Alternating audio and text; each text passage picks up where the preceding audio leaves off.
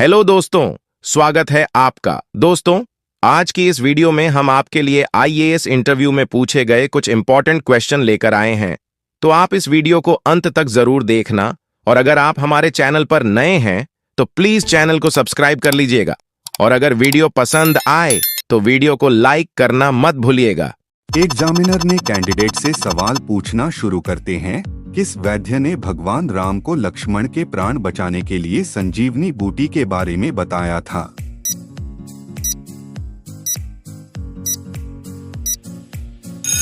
Candidate बोलती है, sir Sushen वैद्य ने भगवान राम को लक्ष्मण के प्राण बचाने के लिए संजीवनी बूटी के बारे में बताया था। एग्जामिनर ने कैंडिडेट से फिर अगला सवाल पूछते हैं, उस जंगल का नाम बताएं जहां भगवान राम, लक्ष्मण और देवी सीता वनवास के दौरान रुके थे।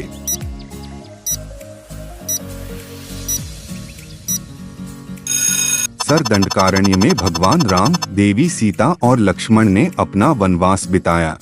एग्जामिनर ने कैंडिडेट से फिर से अगला सवाल पूछते हैं, रामायण जिस युग से संबंधित है उसका क्या नाम है?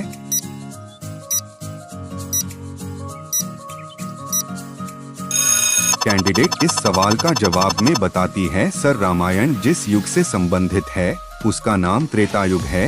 एग्जामिनर ने कैंडिडेट से फिर अगला सवाल पूछते हैं, रामायण कालीन सरयू नदी को वर्तमान में क्या कहते हैं?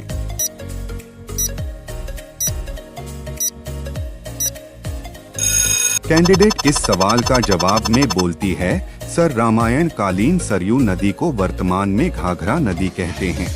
एग्जामिनर ने कैंडिडेट से फिर अगला सवाल पूछते हैं, समुद्र मंथन जिस पर्वत को मथानी बनाकर किया गया था उसका क्या नाम था?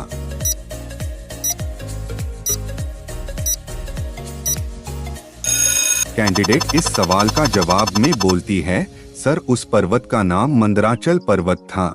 एग्जामिनर ने कैंडिडेट से फिर अगला सवाल पूछते हैं, राम और लक्ष्मण को आश्रमों की रक्षा करने के लिए वन में कौन से ब्रह्मऋषि ले गए थे?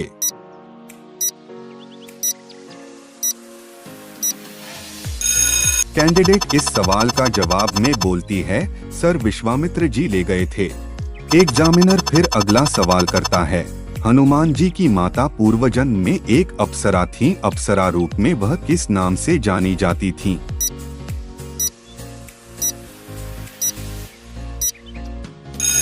कैंडिडेट इस सवाल का जवाब में बोलती है, सर पुंजकस्थली नाम से जानी जाती थी। एग्जामिनर ने कैंडिडेट से फिर अगला सवाल पूछते हैं, रावण ने वानरों के राजा सुग्रीव के पास किसे अपना दूत बनाकर भेजा था?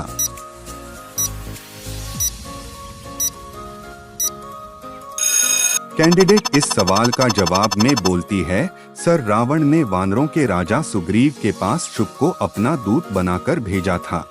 एग्जामिनर ने फिर कैंडिडेट से अगला सवाल पूछते हैं, हनुमान ने अशोक वाटिका में सीता को किस वृक्ष के नीचे बैठे देखा?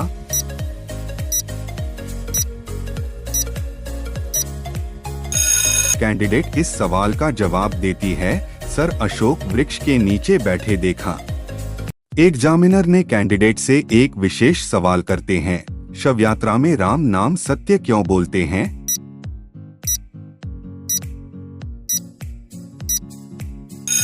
कैंडिडेट बोलते हैं, सर उत्तर भारत में मर्यादा को धारण करने वाले श्री राम आराध्य हैं।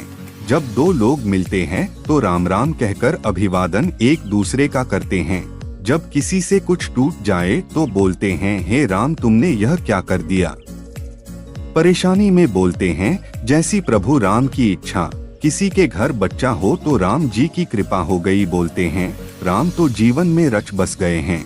इसी तरह अंतिम यात्रा में भी राम नाम सत्य बोलते हैं।